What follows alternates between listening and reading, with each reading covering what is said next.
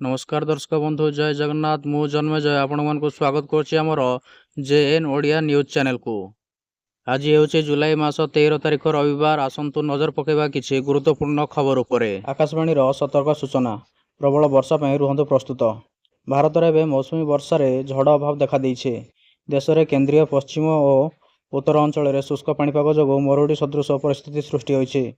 वर्षा अभाव धान मका एवं डाली जातीय फसल गंभीर भाव प्रभावित होता बेले जलभंडार गुड़िकर जलस्तर क्रमागत भाव ह्रास पाउछि।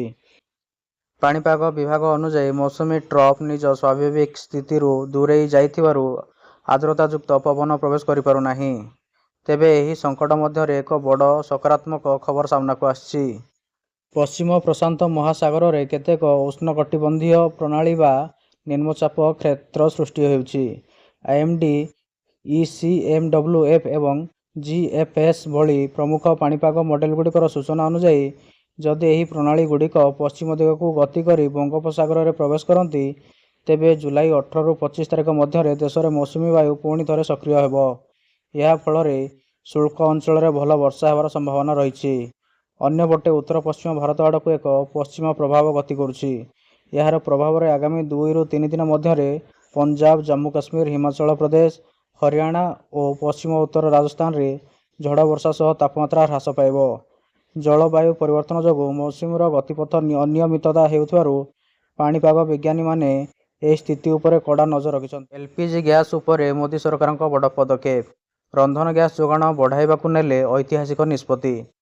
रंधन गैस जोगाण को सुरक्षित करने दिगरे बड़ पदक्षेप नेबाकु जाउछन्ति भारत सरकार। यह द्वारा गल्फ देश उपरे एलपीजी पई अधिक निर्भर होबाकु पड़िबनी। रिपोर्ट अनुसार देशर सरकारी तेल कंपानी एबे अमेरिकारु एलपीजी क्रय द्विगुण करने प्रस्तुति करुछन्ति। यार मुख्य उद्देश्य एलपीजी पई मध्यप्राच्य उपरे निर्भरता कमाइबा एवं भविष्य में कौनसी वैश्विक संकट समय रंधन गैस अभाव न होबाकु देबा। सूचना थाउ कि वर्तमान भारत प्रतिवर्ष अमेरिकारु प्राय 22 लाख टन एलपीजी किणुछि। टाइम्स ऑफ इंडिया रो रिपोर्ट अनुसार सरकार एबे एही मात्रा को प्राय द्विगुण करने को योजना करुछन्ति। यह सह अल्जेरिया भली अन्य देशगुड़िक ठारू मध्य एलपीजी आमदानी बढ़ाइबा नै संभावना रही।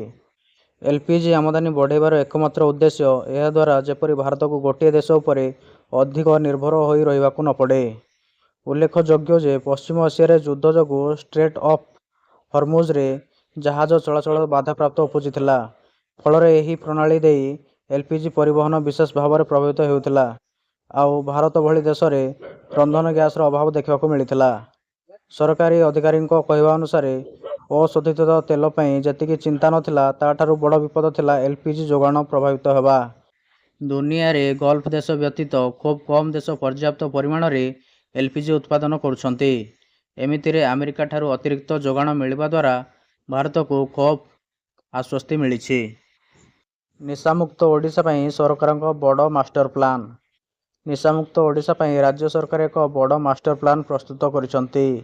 एहार अनुमोदन पई सामाजिक सुरक्षा और भिन्नक्षम सशक्तिकरण विभाग पक्षरु केंद्र सरकारक निकट को पठाइछि। राज्य सरकार मोट 4 कोटी 62 लाख टंकार कार्य योजना प्रस्तुत करिसंति। एपरिक निशामुक्त पई स्कूल आरंभ कर पंचायत पर्यंत सचेतनता कार्यक्रम हाथ को नियाजिबो। राज्यर 150 स्कूल और कॉलेज रे निशा विरोधी सचेतनता कराजिबा सहित माराथन, वाकाथन और साइकेल रैली करने को योजना प्रस्तुत होइछि। सचेतनता पई 1 कोटी 65 लाख टंका व्यय प्रस्ताव रही। एपरिक राज्यर प्रति ब्लॉक रे निशा विरोधी कार्यक्रम कराजिबो। राज्यर सबु ब्लॉक रे आंटी ड्रग कमिटी बैठक हेबा सहित 300 पंचायत रे निशामुक्त सचेतनता अभियान बाहरिबो। प्रति जिल्ला रे 500 निशामुक्त मित्र गठन करी लोकन को निशा ठारू दूरे रहिबाकू सचेतन कराजिबा नै योजना करा जायछि। परवर्ती खबर को बीजेपी रे मिसिले पूर्वतन विधायक प्रभात रंजन विश्वाल। भुवनेश्वर स्थित बीजेपी राज्य कार्यालय रे मुख्यमंत्री मोहन चरण माझी और राज्य सभापति मनमोहन सामल उपस्थिति रे पद्म धरिले प्रभात।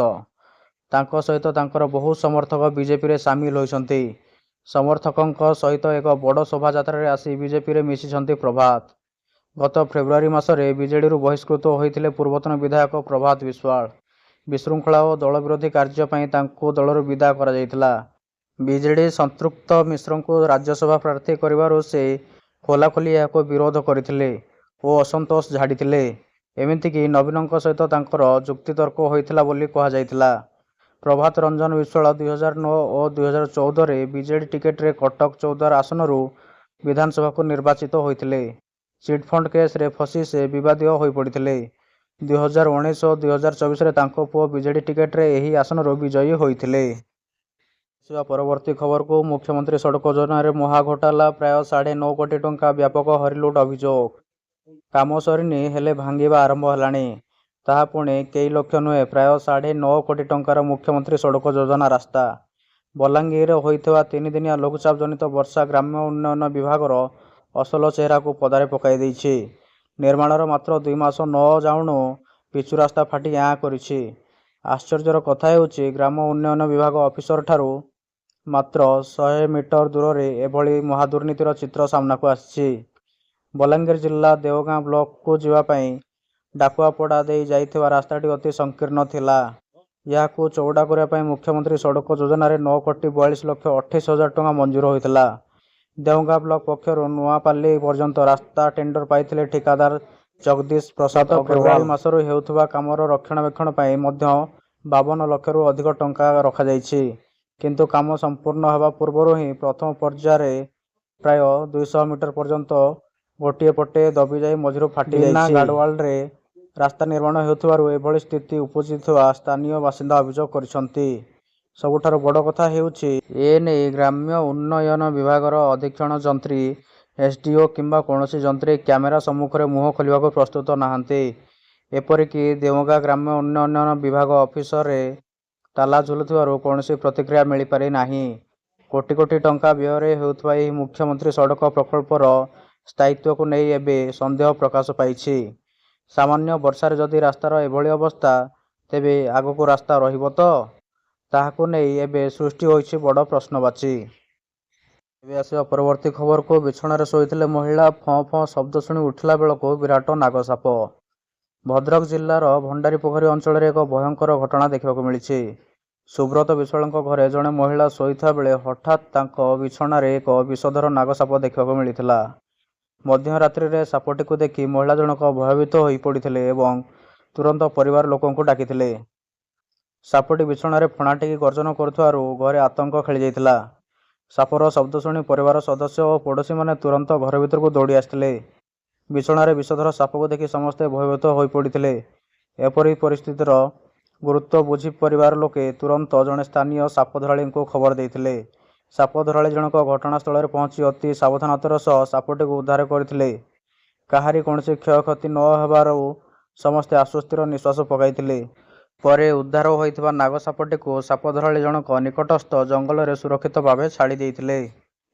ଏବେ ଆସିବା ପରବର୍ତ୍ତୀ ଖବରକୁ ଗାଁ ଦାଣ୍ଡରେ ଯୁବକଙ୍କୁ ନିର୍ମମ ଭାବରେ ହତ୍ୟା। ଅନୁଗୁଳ ଜିଲ୍ଲା ବାଳୁଅକଟା ଗ୍ରାମ ପଞ୍ଚାୟତ କୁମ୍ଭକର୍ଣ୍ଣ ସାହିରେ ଶନିବାର ରାତି ପ୍ରାୟ 9:30 ବେଳେ ଜଣକୁ ନିର୍ମମ ଭାବରେ ହତ୍ୟା କରାଯାଇଛି। ଯୁବକ ଜଣକ ହେଉଛନ୍ତି ସେହି ସାହିର ପର୍ଶୁ ବେହେରାଙ୍କ ପୁଅ ହେମନ୍ତ ବେହେରା। ଗ୍ରାମବାସୀଙ୍କଠାରୁ ମିଳିଥିବା ସୂଚନା ଅନୁସାରେ ହେମନ୍ତ ବେହେରାଙ୍କ ଝିଆରୀକୁ ଶରଧାପୁର ଅଞ୍ଚଳରେ ଜଣେ ବ୍ୟକ୍ତି ଭଲ ପାଉଥିଲେ। ଏ ନେଇ ବିବାହ କରିବା ପାଇଁ ଉକ୍ତ ଯୁବକ ଜଣକ ଜିଦ୍ ଧରିଥିଲେ। ବିବାହ ନ କରିବା ପାଇଁ ହେମନ୍ତ ବେହେରାଙ୍କ ପରିବାର କହିଥିଲେ, ଯାହା ଫଳରେ ଆଜି ରାତିରେ ଉକ୍ତ ବ୍ୟକ୍ତିଙ୍କ ସହିତ ହେମନ୍ତଙ୍କର ଯୁକ୍ତିତର୍କ ହୋଇଥିଲା। ଏଥିରେ ଉତ୍କ୍ଷିପ୍ତ ହୋଇ ହେମନ୍ତଙ୍କୁ ଉକ୍ତ ବ୍ୟକ୍ତି ଜଣକ ଅତି ନିର୍ମମ ଭାବରେ ଆକ୍ରମଣ କରି ହତ୍ୟା କରିଥିଲେ। ଘଟଣାସ୍ଥଳରେ ପୁଲିସ ପହଞ୍ଚି ତଦନ୍ତ କରୁଥିବା ବେଳେ ଘଟଣାସ୍ଥଳରୁ ଅଭିଯୁକ୍ତ ଜଣକ ଫେରାର ହୋଇଥିବା ସୂଚନା ମିଳିଛି।